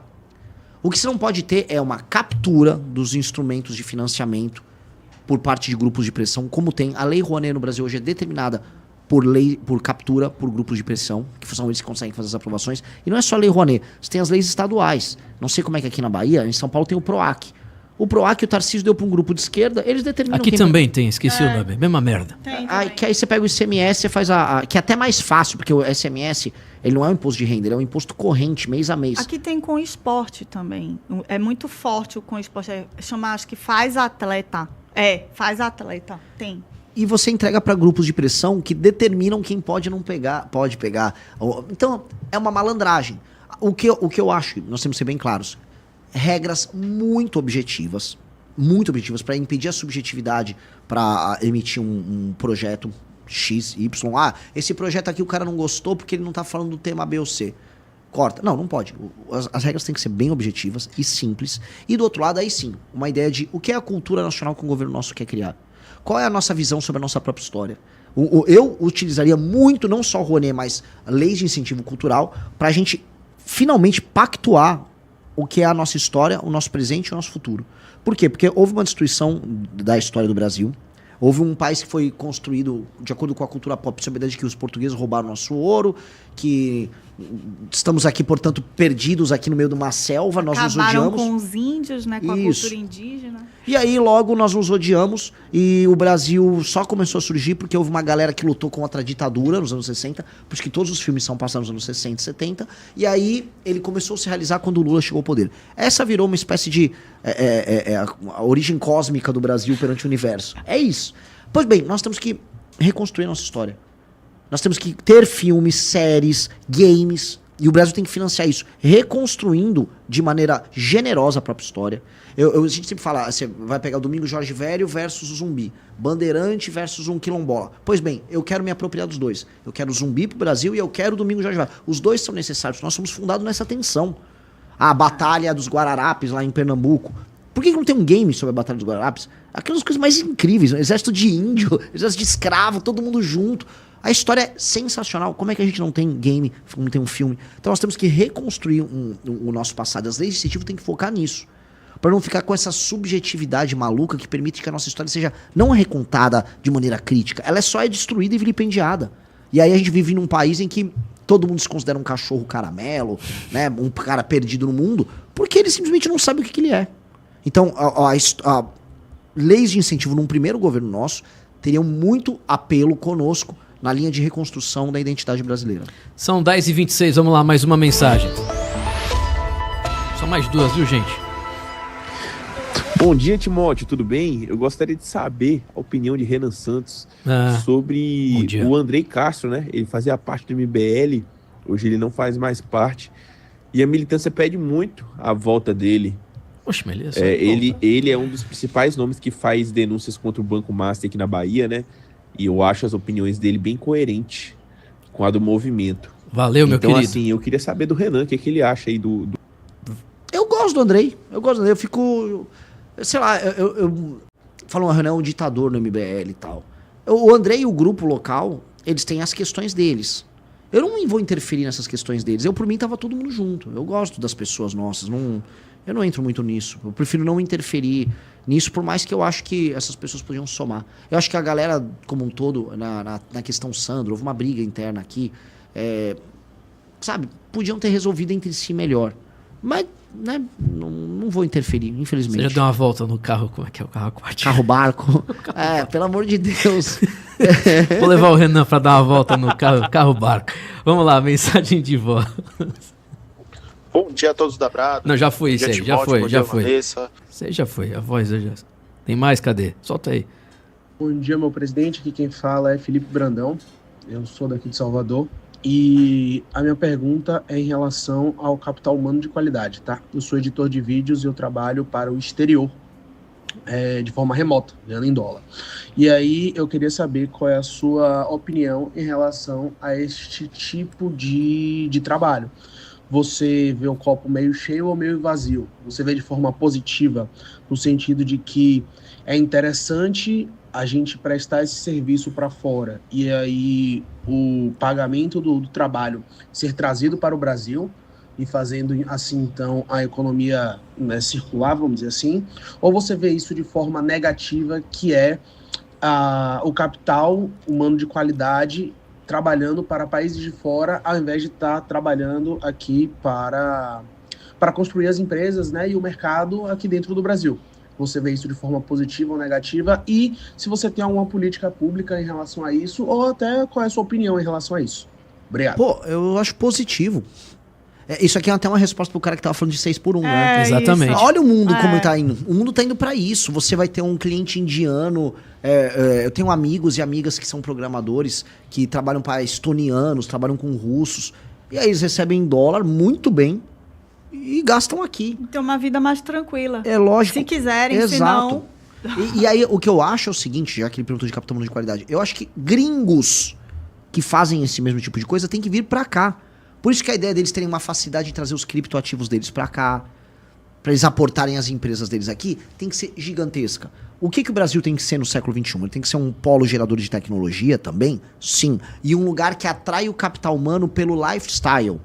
O cara tem que vir morar em Salvador, saber assim, ó, vai ser seguro, eu vou comer uma muqueca à tarde, eu vou pro meu escritório com ar-condicionado, tal, atendi meus clientes em vários lugares, gerei emprego aqui, a renda que ficou comigo eu vou gastar aqui, vou viver, vou casar com alguém aqui. Isso aqui é uma forma de atrair. Imagina, boa parte da política americana é uma política de brain drain, eles atraem os melhores cérebros do mundo pra lá. A gente entrega os nossos cérebros. A gente tem que fazer o contrário. E existe uma disposição genuína das pessoas em querer viver em outros lugares do mundo e querer conhecer. A gente vai ter um concorrente muito forte, que é a Argentina. A Argentina, existe uma política clara em ser o Ocidente possível, o Ocidente sem a imigração. Olha, isso aqui é um país europeu sem os problemas que a Europa está passando. Essa aqui é a ideia do grupo político, por trás do grupo político do Milei. E trazer americanos, ingleses. Comida boa, né? Tem carne, tem vinho, tem futebol... Buenos Aires é linda, então vamos trazer o capital pra cá. Sim, o Brasil pode fazer a mesma coisa com um outro enfoque. Um lugar mais tropical, um lugar que é o sul global possível. O Brasil é o sul global que pode dar certo, de verdade. Mistura de culturas, raças diferentes, ainda que, vamos dizer, guiado por uma matriz que é essencialmente ocidental. Isso é muito louco. Isso é o Brasil é o ocidente diferente. É o ocidente com tempero, né, com um refogado, assim. E é muito louco. Então... fazer uma política que traga esses caras permite que esse capital venha pra cá. Não é que eu sou contra, eu sou totalmente favorável e acho que a gente tem que fazer mais. Eu quero trazer um indiano, um inglês, um norueguês. Você conversa com gente americano, por exemplo, que mexe com economia? Você conversa com gente na Europa também? Muito, muito. A gente foi... Eu já conheci uma turma que eu conhecia do Twitter, já falava há alguns anos, mas desde que a gente criou a missão, começaram a sair artigos a nosso respeito. E aí eu fui convidado para ir para os Estados Unidos e para ir para a Europa. Nos Estados Unidos eu fiquei muito surpreso, porque eu comecei a... Quando eu fui em Harvard, eu imaginei, eu vou falar com alguns alunos brasileiros. Aí, não, você vai ser recebido aqui por uma turma americana. Os caras leram o artigo. Vamos ver. Cara, molecada incrível. Não só a galera de direito, galera de economia, galera de business. E aí os caras fizeram uma sabatina em Harvard comigo, naquelas salas lindas, parece que eu tô em Hogwarts, né? lindo. Aí eu fui pro Stanford, mesma coisa. Fui pra Berkeley, mesma coisa. Berkeley fui com brasileiros. Mas eu já comecei a perceber que os americanos estavam muito curiosos. Aí quando a gente começou a ser falado, eu até gravei alguns vídeos em inglês, explicando o projeto e tal. Eu comecei a ter contato com muita gente da direita americana, inclusive com gente na Casa Branca. Então, disso para uma viagem seguinte, eu ir na Casa Branca conversar, foi um pulo. Então, aí eu comecei a estabelecer contatos verdadeiros com a direita americana e entender as divisões deles. Existe uma direita que é a MAGA, que realmente é a turma que está com o Trump, e existe a direita tech, que eles estão falando, que é a direita do Vale do Silício, uma direita mais São Francisco, que tem ideias diferentes. É uma direita mais radical que a MAGA. E esses caras têm até suas tensões internas. A direita tech vê a gente muito como o futuro. Eles falam assim, vocês estão conseguindo fazer no Brasil o que a gente não conseguiu fazer aqui, criar uma alternativa própria. Eles até imaginavam que era o J.D. Vance, mas eles já tiraram o pé do J.D. Vance.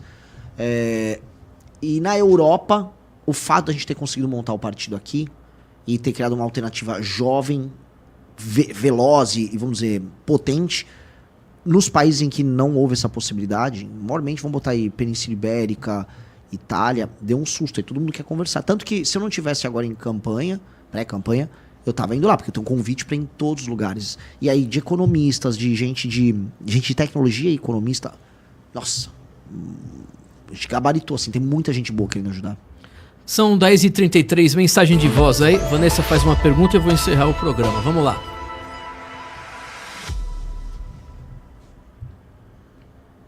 Fala, Renan, tudo bem? Meu nome é Tomás, sou aqui de São Paulo, Vila Mariana. E uma das suas propostas é que você vai desindexar a aposentadoria e o salário mínimo. A minha dúvida é como você vai conseguir negociar isso com o Congresso, visto que eles não, a grande maioria não é favorável. Eu não acho que o Congresso, não é que ele não é favorável, não tem nem opinião, ele nem sabe o que é desindexar. Só para explicar para as pessoas aqui. O Brasil, dentre as grandes nações do mundo, é a única que corrige benefícios sociais e aposentadoria através do aumento do ganho real do salário mínimo. É a única. Única. Foi inventado isso aqui no Brasil. Nenhum país sério faz. Se eu pegar países de terceiro mundo que estão crescendo, país de primeiro mundo, ninguém faz isso. Eles ajustam qualquer benefício social, como aposentadoria, de acordo com a inflação. Se um presidente quiser dar um ganho real, ele vai e dá eu vou pagar agora tanto, vou dar um ganho real para aposentadoria. Normal. Aqui não. Aqui você tem o que a gente chama de gatilho automático. Então, BPC, aposentadoria, acho que seguro-desemprego, eles são reajustados mediante o aumento do salário mínimo. E o salário mínimo já segue critérios que também, vamos dizer, ele aumenta desproporcionalmente mais através dos gatilhos. Mas tudo bem, pelo menos ele está obedecendo uma lógica produtiva. Ou seja, a produtividade aumentou, ou o PIB aumentou, vamos colocar assim, o salário mínimo aumentou.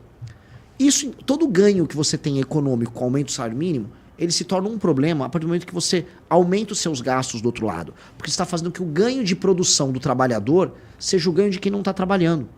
Isso acaba se revertendo em perda de valor da moeda. E é por isso que, mesmo tendo esse gatilho de aumento automático, que é a indexação, mesmo o aposentado sente que está mais pobre. Por quê? Porque no fim do dia, os produtos estão mais caros, os juros estão caros. Então você dá com uma mão, é um clássico brasileiro, você dá com uma mão e tira com a outra. Você dá com uma mão e puxa com a outra. Então, o que eu falo para os aposentados é, olha, ao fazer uma política de desindexação, evita o Brasil de quebrar. E você vai continuar recebendo sua aposentadoria. 2, o dinheiro que você vai receber, ele vai valer mais do que o dinheiro que você receberia com esses reajustes. Que é a ideia da pressão não só inflacionária, mas o custo do dinheiro, dos juros altos que nós temos. Isso precisa ser feito. Como eu vou fazer para os congressistas aprovarem? Eu vou convencer logo na transição e eu vou ser persuasivo com todos os instrumentos que o presidente tem à disposição. Com todos. Porque essa aqui, a desindexação, a desvinculação e uma nova previdência, se feitos, Timóteo, está resolvida a questão fiscal no Brasil. Tá resolvido. Para 20, 30 anos. Os juros vai poder cair pra caramba. É crescimento econômico que esse deputado vai ver. E eu vou propor para os deputados, já estou avisando publicamente, o seguinte jogo. Se você me corta, igual você vai fazer umas reformas dessas, gasto obrigatório, eu vou aumentar espaço para o famoso gasto discricionário que é investimento. 10% desse gasto que eu abro vira emenda para eles investirem junto comigo. Aí eu dei a cenourinha pro deputado. Ele não precisa gostar de mim. Ele vai entender que se ele ajudar eu a cortar gasto, aumenta o valor para ele investir em emenda. Então pronto. Aí depois eu vou cuidar com ele como vai ser investida a emenda.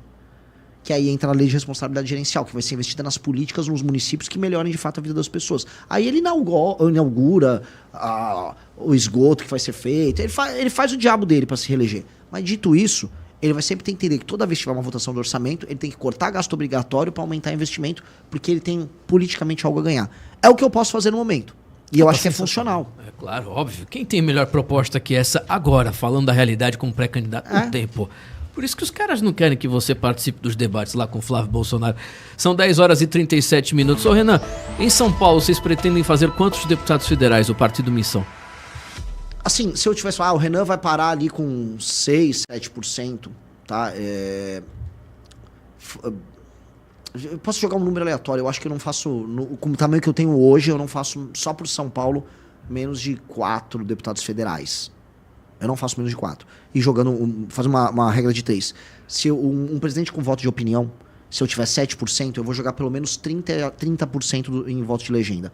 Isso significa 2,1 milhões de votos. Vamos botar aí. O voto... Só para passar a cláusula de barreira, são 2,8 milhões. Só eu, de voto de legenda, praticamente faço a cláusula de barreira, tendo 7%. Joguei 2,1 milhões em chapa, contando quanto iria para São Paulo, só eu faria pelo menos, eu joguei ali, 2,5 cadeiras em São Paulo. Contando uma razão e proporção do eleitorado de São Paulo. 2,5 cadeiras em São Paulo, mais um Kim que vai fazer a cadeira dele sozinho, mais um, acho que o Kim vai vir para uma votação assustadora. Eu também acho. E eu mais o restante da chapa, eu acho muito seguro falar em 4, e eu acho que não é absurdo falar em 6 vindo de São Paulo. Não é. Porque aí eu passando de 10, é que aí eu passando de 10, e aí passar da cláusula de barreira passa a ser uma coisa que não é um desafio, vai ser natural. Eu acho que nós vamos passar a cláusula de barreira, vamos ter deputados em todo o país. E aí entra outro ponto. Aí, Timóteo, se eu cresci, e se eu chego lá com os 10% nas eleições e cresço, aí segura que a onça vem. Aí é um cometa, né? São 10 horas e 39 minutos. Vanessa Moreira. Então, Renan, eu quero trazer um assunto aqui que a gente ainda não trouxe, que é o sistema de saúde, né? O sistema de saúde brasileiro, o SUS, muita gente não vai entender o que eu vou falar, mas é um excelente sistema, uma referência mundial em saúde. Tem muitas campanhas de controle de infecção. Parece discurso de petista. Não, mas é referência. A saúde brasileira é referência. Muitas pessoas que viajam para fora mantêm seus planos aqui para, em caso de uma doença grave, vir para o Brasil, tanto particular como também o setor público aqui tem realmente... O problema é a gestão e a funcionalidade desse setor, né? Mas o que ele aplica, doenças raras aqui no Brasil são tratadas de uma forma bastante importante, então eles têm realmente HIV, controle total. Então eu queria entender o seguinte, a gente tem um grave problema de gestão da saúde pública.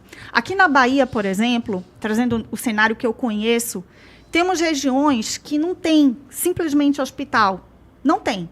Regiões enormes, certo? Que são, assim, de uma extensão aí de uns 500 quilômetros e só tem um hospital que atende aquela região inteira. Por outro lado, a realidade do médico é complexa, porque os médicos não querem ir para os interiores para ficar dependente do salário pago por um prefeito corrupto que enrola ele ali e que não paga aquele salário. Você pensa em alguma política para essa classe, para a classe dos médicos mesmo, da saúde, assim, plano de carreira, alguma coisa que faça com que essa legião de médicos recém-formados que temos aqui, inclusive no país, tenha interesse em ir para esses interiores, fomentar algo mais contundente para a política pública real, né, a saúde real do brasileiro? O SUS, eu vou começar justamente porque muita gente na direita vê um problema no SUS, e se a gente pensar só no princípio da subsidiariedade, que ainda é liberal, né? Quanto mais próximo da base, quanto mais, vamos colocar aqui, quanto mais autônomo e com concorrência melhor, o SUS em tese surgia como algo problemático. Mas a real com a tecnologia, a centralização não é ruim. E é isso, conversando até, indo para a pergunta anterior do Timóteo sobre os gringos, a galera de tecnologia falou, cara, vocês têm no Brasil um sistema de saúde que é centralizado, que devia ser super problemático na hora do acesso, na hora de fazer os exames, mas agora com tecnologia isso vai ser uma revolução. E dá para fazer uma revolução real no SUS. O sistema inglês, o sistema chinês e El Salvador, eu estou citando muito o Salvador, porque o Salvador conseguiu um super sistema de saúde e eles meio que resolveram esses grandes problemas. O problema nosso maior é um problema de acesso. Acesso para fazer o exame, acesso aos hospitais para fazer as cirurgias. Você não conseguiu em alguns lugares montar o sistema que eles chamam de o tal do hub and spoke, que tem que ter um hub, que é uma cidade, em geral, média, grande, logisticamente bem localizada, que ele atende com esse hospital toda aquela região, aquela macro-região ali. E ao redor dele, nas cidades um pouco menores, você tem as policlínicas para as pessoas fazerem o exame, e nos municípios você vai ter os UBS, uma UPA, etc. Beleza. Isso não está feito porque nós, vamos colocar, em estados com mais infraestrutura, com mais grana, você entrega. São Paulo, esse modelo está bem feito, tem uns hospitais de referência espalhados por todo o estado e as clínicas menores dos municípios, então você consegue dividir bem. Agora, aqui na Bahia não, boa parte do Nordeste você não consegue ter, Norte menos ainda. O sistema de saúde é usado como moeda de troca de político. O exame aqui, ele é condicionado a um contato que você tem. Aí você fura a fila do exame porque você não tem... Você tem critérios que são, vamos dizer, subjetivos e discricionários. E você fura a fila do exame. Você fura a fila da cirurgia. A gente tem que ter um modelo de fila com os critérios objetivos, que é assim, uma moça está com uma suspeita de câncer de mama. ela vai fazer rápido o exame dela. O exame dela vai passar a fila. Isso no Brasil não tem. Não existe o critério objetivo. O critério é assim, nossa, acho que eu tô com câncer de mama. Deixa eu correr aqui, eu tenho um amigo meu que é vereador, que vai falar. É isso que as pessoas fazem, vamos ser sinceros. O critério tem que ser objetivo em termos nacionais, para evitar a furada de fila. 2, não existe no Brasil prontuário único. Não tem. Então, o prontuário teu pode estar num hospital, o outro você tem um prontuário em outro hospital, outro numa clínica. A gente tem que ter um prontuário único. E esse prontuário único, ele tenha todas as suas passagens, todas as suas ocorrências hospitalares, exames que você teve que fazer, gripes que você teve. Porque com base nisso, você vai conseguir aplicar finalmente o uso da inteligência artificial, machine learning. A China vai fazer isso em escala. Que aí você consegue predizer, com base nas suas ocorrências, essa pessoa vai ter diabetes. Essa pessoa vai ter um problema cardíaco. Essa mulher está desenvolvendo câncer de mama. E aí você consegue aplicar a política preventiva nela. Aí você consegue mandar o agente de saúde, ô dona Neide, estamos com o teu prontuário único, tocou no nosso sistema aqui, você vai ter problema, você vai ter um ataque cardíaco, a gente vai mandar o agente de saúde, a gente vai mexer na tua alimentação. Você vai precisar mudar, eu vou te passar os exames. Isso é o básico, só que sem um prontuário único você não tem a base de dados para fazer isso. Falei isso de alterações no sistema porque isso vai gerar uma revolução. El Salvador está tocando essa revolução e é sensacional. Você tem basicamente o SUS deles está no celular, você coloca os seus sintomas aqui, você consegue fazer o teleatendimento. Então, eventualmente, uma pessoa quer fazer um oncologista, vamos pegar o caso da moça. Aqui demoraria meses para conseguir um exame se ela não tiver o contato. Num sistema que é integrado digitalmente, ela vai poder fazer um teleatendimento, dependendo do caso, com o médico que está no Rio Grande do Sul, ou que está em Roraima, que está em qualquer lugar. Ele atende em outro lugar, ele recebe, se ele for um privado, eventualmente algo pela cota SUS ali, para ele receber um pagamento. E com base nisso, eu acelero os atendimentos.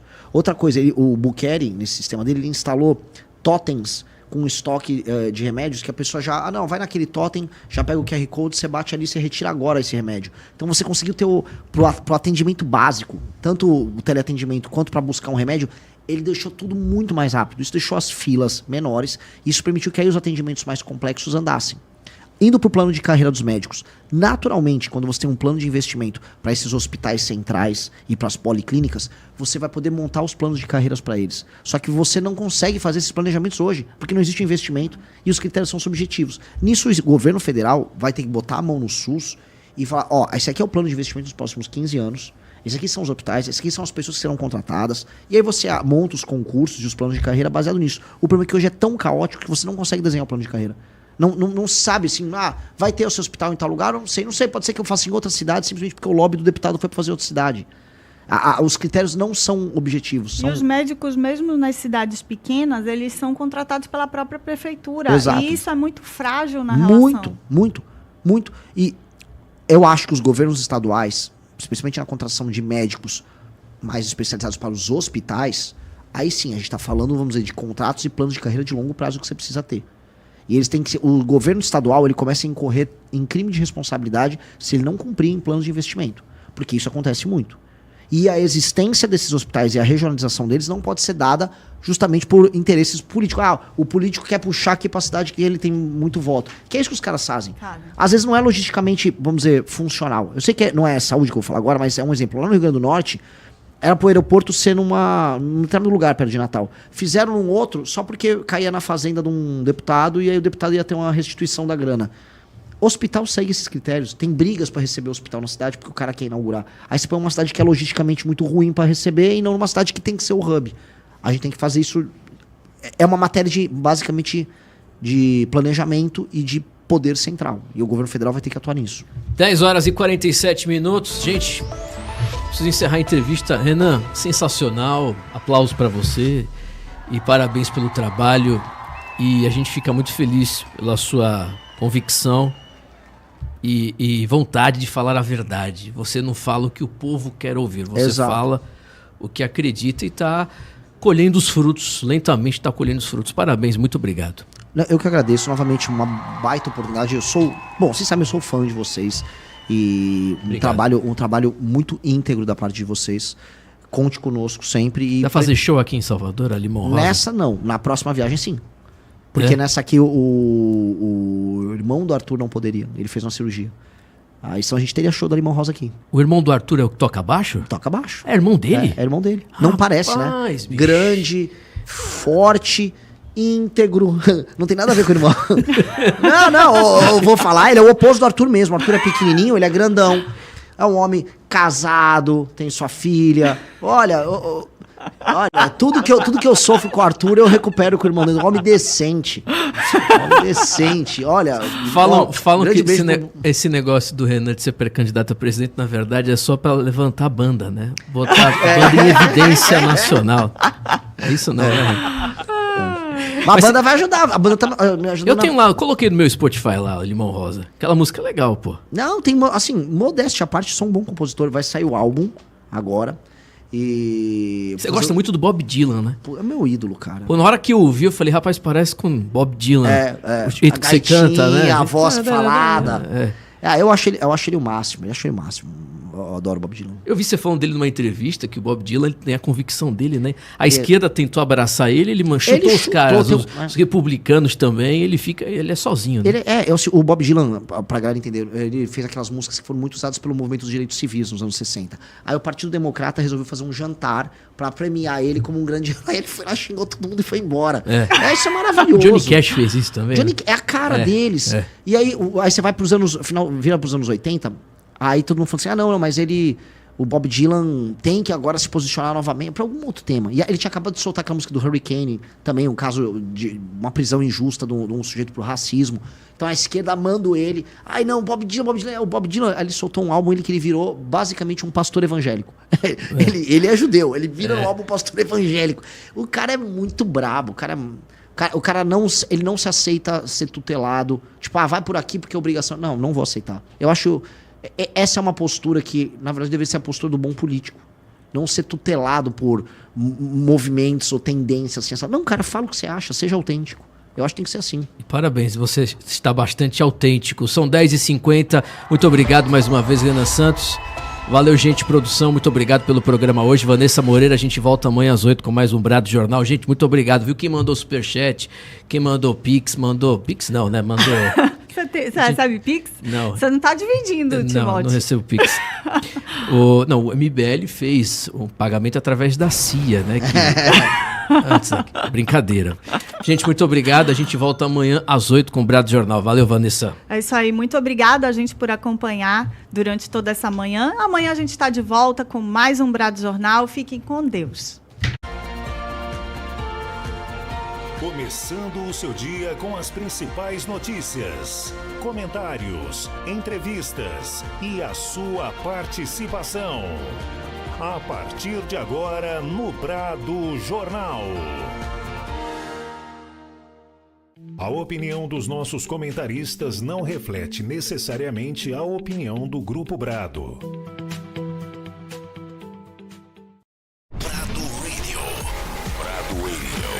E aí, curtiu o corte? Então dá aquela ajudinha, deixa o seu like, compartilha e se inscreve no canal. Um abraço e até o próximo vídeo, porque o futuro é glorioso.